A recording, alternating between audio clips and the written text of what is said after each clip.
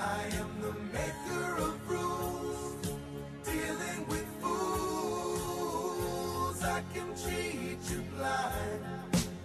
To be clear, all the events that have led up to now are all connected in a narrative that we can easily follow. It is the story of the rise and fall of mankind, and a story that goes on to this very moment that you're watching this. It is a story that has yet to be resolved. The resolution of all the events leading up to this moment will be determined by the actions that we take today.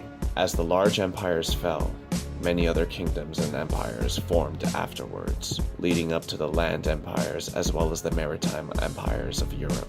The details of the events are always going to be obscured by the bias and manipulation of truths, but we can see by taking a step back that there seems to be a guiding hand in these events. Well, there is a network of families that you can take back to the ancient world, to places like Babylon, Sumer, which is now Iraq. You can chart them through to Rome, where they were responsible for the Roman Empire and the creation of the Roman Church. And then they came up into Europe to become the European aristocracy and royal families. These empires, being led by royal families and lineages, the world to them is like a chessboard.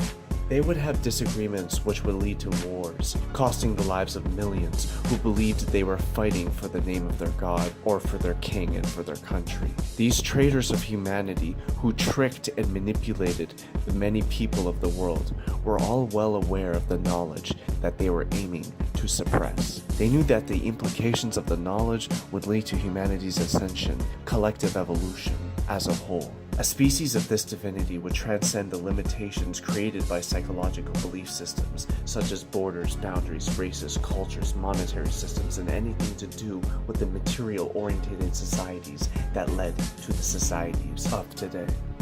So, just imagine how these inquisitors felt when they stumbled upon Africa or the Americas to find an entire continent filled with people who lived amongst nature. In fact, some of the Spanish inquisitors wrote in their logs that the TAINOS were a living expression of God. However, the monarchy stepped in and said that these people were pagans and devil worshippers. They would spread the notion that these people were subhuman, savages, and primitives. And this manipulation of people's perspective on their image allowed people to see them no more as subhuman or cattle. The details of the horrific actions committed by these empires of dirt will upset any who read about it. Slavery, genocide, culture cleansing, assimilation, rape, pillaging, and plundering. This period marked the darkest in history. Millions of people were living under oppression. Any who would question the authority were executed. Perhaps the most disturbing part of this dark period of time would be the situation pertaining to the Aztecs.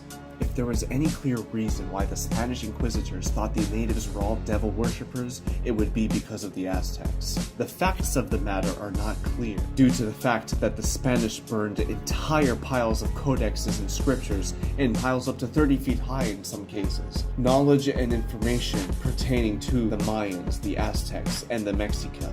But some of the inquisitors recorded pieces of information at the risk of breaking the law and being executed themselves. What they have revealed to us was that the Aztec Empire was in the process of mass sacrifices. The entire empire was in mass decline. Up to 80,000 people in 4 days sacrificed during one occasion, and the reasons for doing so is even more disturbing. The Aztec bureaucracy was in many ways similar to that of the Byzantine Empire, in that they manipulated the masses to further their own agenda. They used religious belief systems to control the minds of the masses. The wars and conquests between empires and nations would continue on to what is now recent history. The actions and reactions of what has occurred has directly affected our way of life today. What people must understand is that the past is not something that is over and done with. Events are chained together in a sequential story. This is the story of humanity, and this story is still ongoing. We are a part of it. I am the eye in the sky.